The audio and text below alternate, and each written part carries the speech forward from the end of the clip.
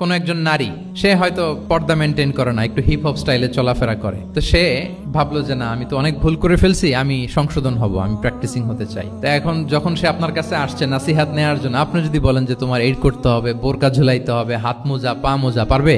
এ বলবে আগে যা ছিলাম ভালোই ছিলাম। তাকে একটু একটু করে বোঝাতে হবে, মানে এই হেজাব এটা কেন, হ্যাঁ, কাভারিং আওরা এটা কেন, কেন এটা করতে, এটা বেনিফিটটা আগে বুঝালেন যে Islam consider women as a queen, নারীকে ইসলাম কি হিসেবে কনসিডার করে?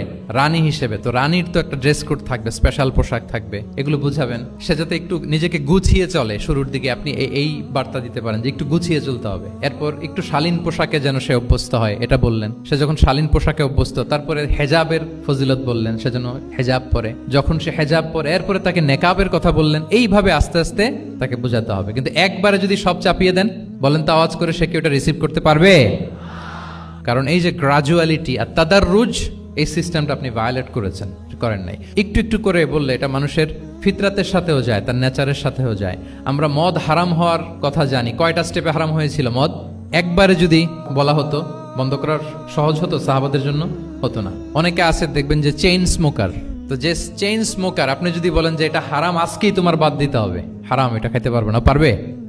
ও দুনিয়া সব বাদ দিতে পারবে, সিগারেট বাদ দিতে পারবে না। তো তারে কি করতে হবে? ফ্লেক্সিবিলিটি দিতে হবে যে আস্তে আস্তে ছাড়েন।